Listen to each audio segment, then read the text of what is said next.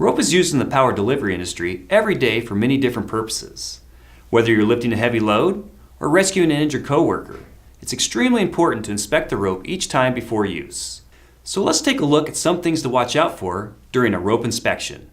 In general, rope can be broken down into two categories, twisted or braided. Here's an example of twisted rope.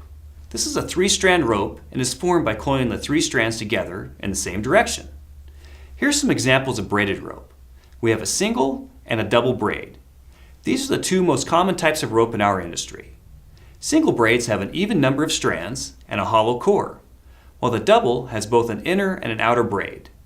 Depending on the rope's design, the outer strand may serve only as protection for the inner core, or it may be crucial to the overall strength of the rope. To help with inspection, Samson Ropes has made an inspection and retirement pocket guide. It covers the normal things to look for during a rope inspection and helps to determine if the damage is permanent. Looking across the categories, there are only 2 characteristics that aren't permanent and don't reduce the strength of the rope. These are compression and pulled strands. Compression happens when the fibers set themselves into the strands under a heavy load.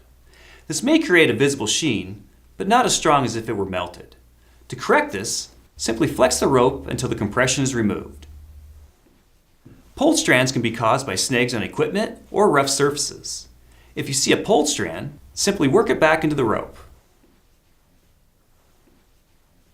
Now, if any of these other conditions are present, such as a cut strand, the rope should be repaired or thrown away.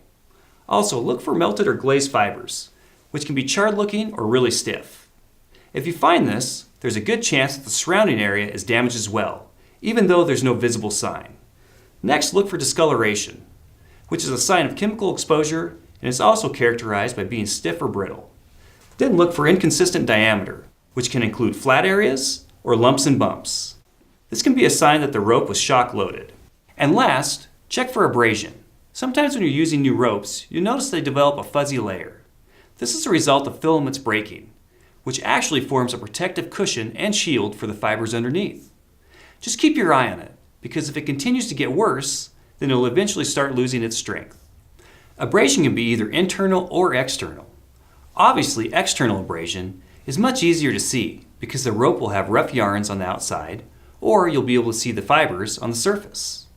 You can determine the extent of the damage by comparing it to the inner yarn that has no abrasion. Internal abrasion is harder to identify. You have to open the rope and inspect the internal strands. Just like external abrasion, internal damage is caused by rope passing over a rough surface. As this happens, the external strands are slowed in comparison to the internal strands, causing friction, which then produces heat that can damage the internal strands. Samson's Pocket Guide provides a list of pictures showing the different stages of abrasion. Inspection of double braid rope follows the same checklist as single braid.